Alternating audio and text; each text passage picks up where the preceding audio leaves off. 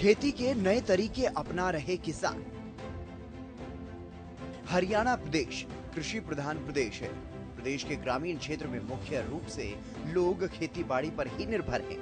लेकिन परंपरागत खेती में अब ज्यादा लागत के कारण किसानों को कोई खास मुनाफा नहीं होता और अगर प्राकृतिक आपदा जिसमें तेज हवा, बारिश और ओलावृष्टि जैसी स्थिति में किसानों को नुकसान उठाना पड़ता है। हालांकि सरकार मुआवजा देती है, लेकिन किसानों के हाथ निराशा ही लगती है। ऐसे में प्रदेश का किसान खुशहाल हो, किसानों की आय बढ़े, किसानों को किसी भी तरह की कोई परेशानी ना हो, इसके लिए सरकार कई योजनाएं चला रही है और नई तकनीकों के बारे में भी किसानों को जागरूक किया जा रहा है। किसानों की आर्थिक मदद भी की जा रही है। अगर किसी तकनीक को अपनाने में किसानों की लागत बढ़ती है तो किसानों को 50% से भी ज्यादा तक की सब्सिडी दी जा रही है। वहीं किसान भी अब कृषि के क्षेत्र में नई पद्धतियों का इस्तेमाल करने लगे हैं। नए तरीके से की गई खेती किसानों को काफी मुनाफा भी दे रही है। खेती की नई विधियों को बढ़ावा देने के लिए सरकार किसानों को प्रोत्साहित कर रही है और उन्हीं खेती के नए तरीकों में से एक है पॉली हाउस प्रोजेक्ट।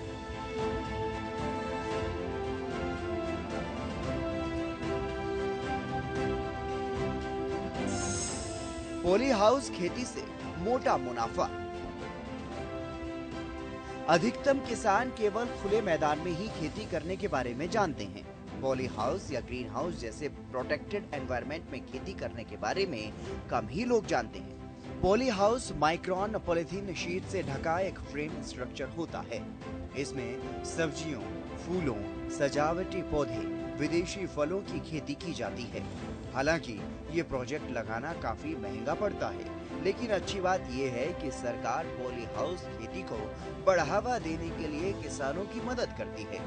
सरकार 50% तक सब्सिडी देती है और हरियाणा में ऐसे अनेकों प्रगतिशील किसान हैं जो सरकार की योजनाओं का लाभ उठाकर पॉली हाउस खेती कर रहे हैं। इन्हीं में से एक हैं करनाल के बल्ला गांव के प्रगतिशील किसान कृष्ण चंद, जो आधुनिक खेती कर रहे हैं और मोटा मुनाफा भी कमा रहे हैं। प्रगतिशील किसान कृष्ण चंद ने बताया कि उन्होंने जल संरक्षण विभाग में काम किया है और विभाग से रिटायर होने के बाद खेती में काम करना शुरू किया, वो भी आधुनिक तरीके से, क्योंकि नौकरी करते समय उनके दिमाग में पानी को बचाने के लिए अनेकों विचार आते थे और पानी बचाने के लिए प्रयास करते रहते थे। लेकिन अब रिटायरमेंट के बाद जब उन्होंने खेती करने की सोची तो पानी की समस्या समझ आई और इससे निजात पाने के लिए कुछ अलग हटकर करने की कोशिश की। किसान कृष्णचंद शर्मा ने बताया कि परंपरागत खेती को छोड़कर उन्होंने ड्रिपिंग विधि से खेती की और पानी का संरक्षण करते हुए खेती करना शुरू किया। सरकार की मदद से पॉली हाउस भी लगाया, जिसमें अब उन्हें सफलता भी मिल रही है। प्रगतिशील किसान कृष्णचंद के मुताबिक साल 2020 से उन्होंने कुछ अलग हटकर खेती करने की कोशिश की और परंपरागत खेती को छोड़कर कुछ नए तरीके अपनाए। तब उन्हें सफलता मिली और फिर उनको फसलों के बेहतर दाम भी मिलने लगे। साथ ही उन्होंने बताया कि सरकार की योजना से भी काफी लाभ मिला है। उन्होंने बताया कि उन्होंने प्राकृतिक खेती पद्धति से खेती की, 2 नेट हाउस लगाए, एक पॉली हाउस लगाकर खीरा, शिमला मिर्च, तरबूज की फसल लगाकर के अच्छा मुनाफा कमाया। प्रगतिशील किसान कृष्णचंद शर्मा ने मुख्य रूप से पानी बचाने के लिए परंपरागत खेती को छोड़ा और 3 एकड़ भूमि में पॉली हाउस प्रोजेक्ट को लगाया और अच्छी पैदावार भी कर रहे हैं।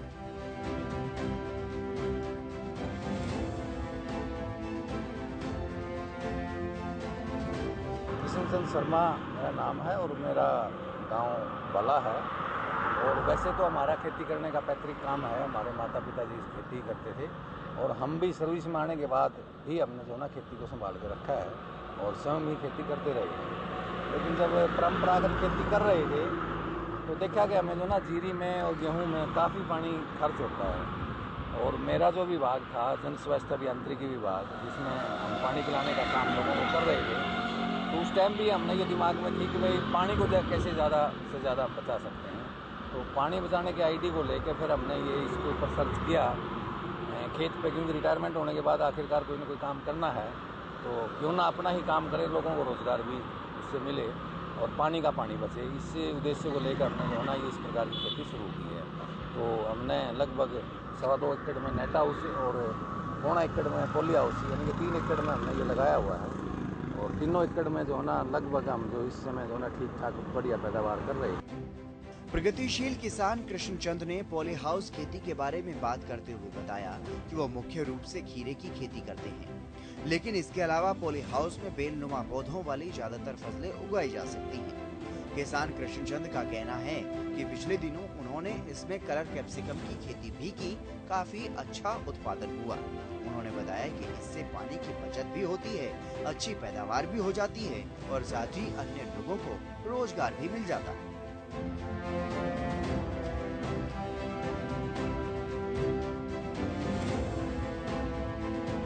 पॉली हाउस में और नेट हाउस में बेल वर्गीय जो फसलें हैं, जैसे खीरा है, सबसे ज़्यादा खीरे का उत्पादन होता है और खीरा ही करते हैं। अभी पिछले दिनों हमने जो ना पॉली हाउस में कलर कैप्सिकम, लाल और पीली शिमला मिर्च वो लगाई हैं, काफ़ी अच्छा उत्पादन उसमें हुआ है। एक प्रैक्टिकली करके देखा है, मार्केट का जब सर्वे किया था तो उसका उस टाइम बहुत ज़्यादा रेट था।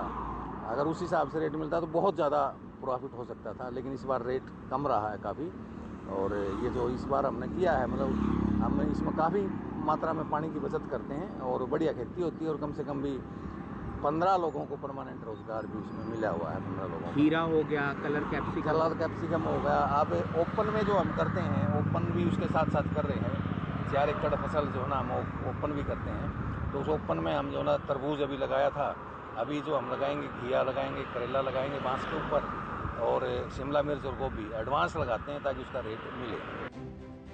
प्रगतिशील किसान कृष्णचंद ने अन्य किसानों से भी पॉली हाउस की खेती करने की अपील की है और साथ ही सरकार से भी मार्केटिंग की व्यवस्था करने की उन्होंने अपील की।